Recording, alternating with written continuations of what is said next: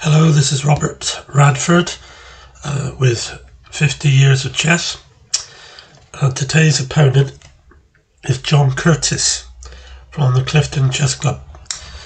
I played John several times, I think about 4 or 5 times. I managed one draw before this game, and he's beaten me 2 other occasions. And this game, John's rating was in ELO rating, he'd be 2095, but it was in the old rating 186 at the time, and I was 152. So we had a 2095 opponent versus an 1840 opponent, which was myself. This was a really nice game. It was enjoyable, and we both agreed it was quite a fight. So, with further ado, we shall continue. I'm playing black. So here we go. John played d4, I played knight f6. He brought out his knight to f3, d5, knight d2, e6, e3, d6, d3, knight on b to d7. Now if you look, we have a mirrored image set up. It's exactly the same up to this point. John castled, but this is where we varied because I played c5 here. I want to try and be aggressive against John because he's not the sort of player you let get on top, because he won't let you off if he does. I found that out from my own painful experiences playing him. So he played b3. It reminds me very much his setup of the Collie Phoenix variation.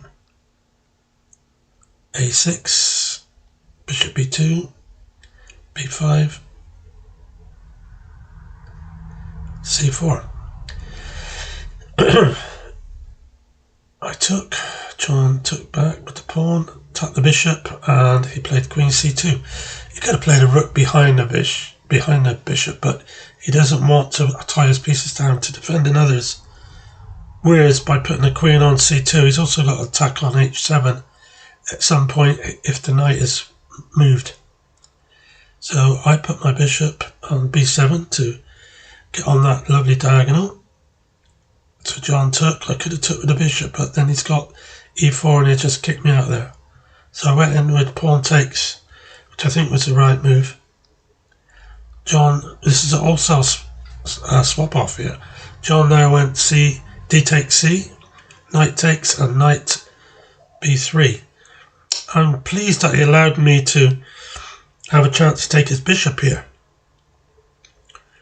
I think he wanted to do that so that if there was something going on with d3, then there wouldn't be a sudden attack on his bishop on b2, which he might have to leave unprotected if his queen's on d3. So I took off the bishop and he retook. So in one way I have a slight advantage because I've got the 2 bishops, but when you consider the players that we are, we're not grandmasters, and a grandmaster might think this is a really great thing to have, but you can't say that with players at our level. John's a great player, but he's no grandmaster, so I don't think he would necessarily consider he'd got it won. I castled, and at this stage Stockfish is giving John a plus 0.4. He's gone in with knight to b on to d4, queen d7, connect to my rooks, knight into f5.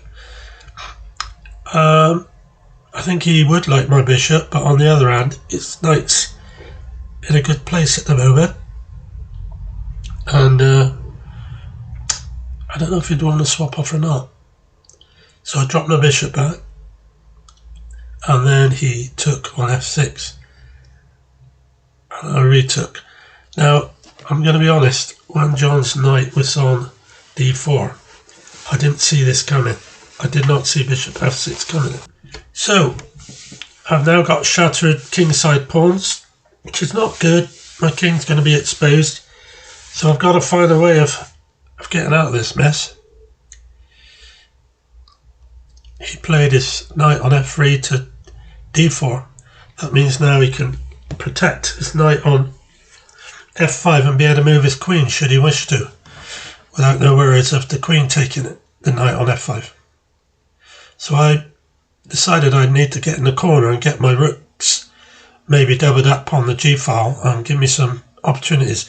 But what's most important is I try to get my rook to g6 because I have to protect that f6 pawn, but I also have to protect the h6 square as well from being dominated by a knight.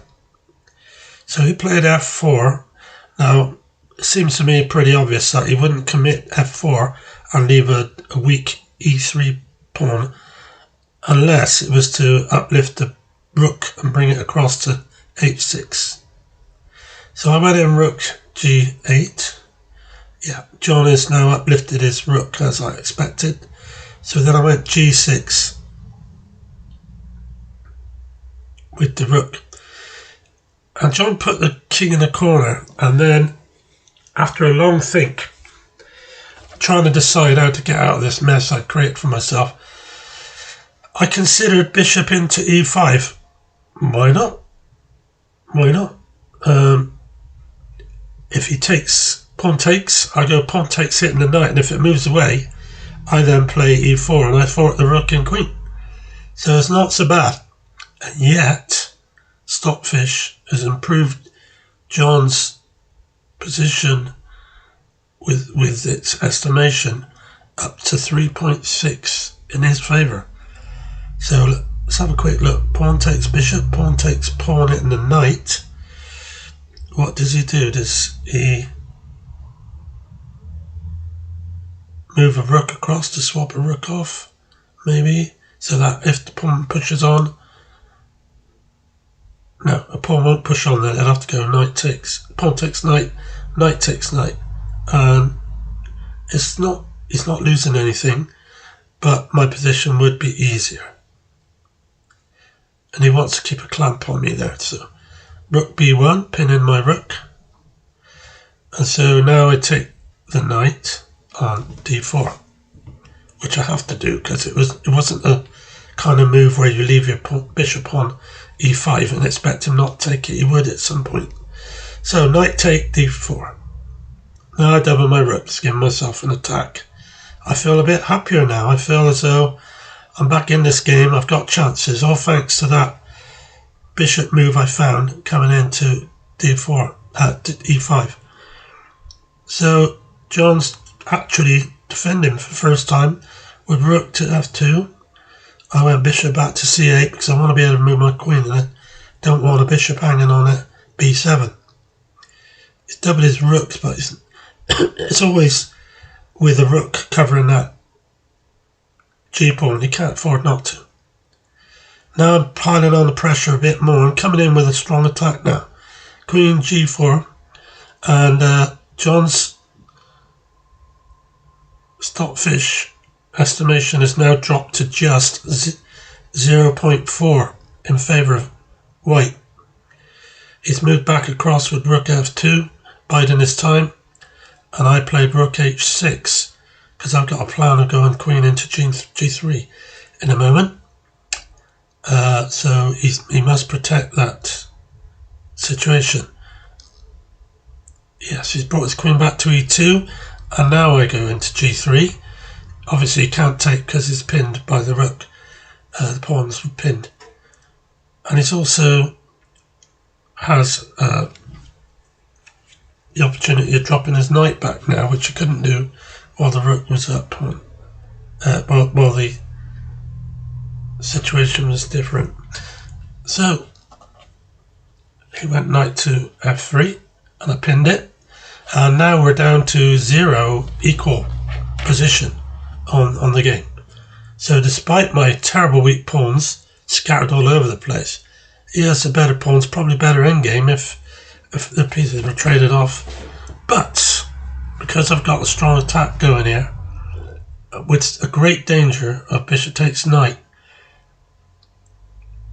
And I played rook takes here because even if I did play bishop takes knight, whoa, let's go back. Should I have played bishop takes knight? So it's given me a 2 plus 5 with stockfish now. I am in a virtually winning position. Should I have played bishop takes knight? Go back one move. Yeah, he played rook d1. That was a mistake. Big mistake. I should have went bishop takes knight. I never did. Bishop takes knight. Either his queen's gone or it's going to be mate. The only thing he can do here is... No, I think I was winning. Damn, I let him off the hook, didn't I? Rook takes pawn, knight takes, bishop takes queen. And he went rook takes. So I've won his queen, but he's got the 2 rooks. If we count up what we got here, 9 for the queen, 5 for the rook, that's 14. And there are 5 pawns. That's 15, 16, 17, 18, 19 for me. And he's got 10 for the 2 rooks. 3 for the knight, that's 13, 14, 15, 16, 17. So I'm basically 2 pawns up with a -2 advantage against John. So I let this game slip away. The more I look at it now, the more I'm feeling sick. So anyway, I decided to go after the weak e-pawn. I could have defended with rook d8, but that's defending. I like to attack. John cut that off, stopped that in its tracks by going knight to f3 again. So maybe I should have just defended the pawn, but I never. I went back with queen to g6 because I want to go queen b1 once he's taken the knight, and should maybe hold on for draw now. I'm only 1.3 advantage after he took that pawn. So I went queen b1, John went king h2, of course, and I moved my a pawn on. I went queen c1, again hitting this e3 pawn, which he put a stop to by bringing back his rook to d2, and he was never going to give me any favours here. It's always going to be I would have to work for it. And I just moved my pawn on to a5 and asked him if he'd like a draw, and he accepted. And I think it was a good game, and probably I'm realising now I think I had a win with bishop takes knight, but I didn't do it, and that's the way it goes in chess. When you get a chance, you've got to take it. If you don't, then tough. I'm glad to get a draw with him. He's a good player, and that was my first ever resort of any kind. Oh no, I did draw with him one other time in a Congress. So I managed 2 draws with him, and I think I've lost to him 3 times. So it's not a good record, but when you look at the difference in our ratings, I guess it's not so bad. Thanks for watching, and see you soon.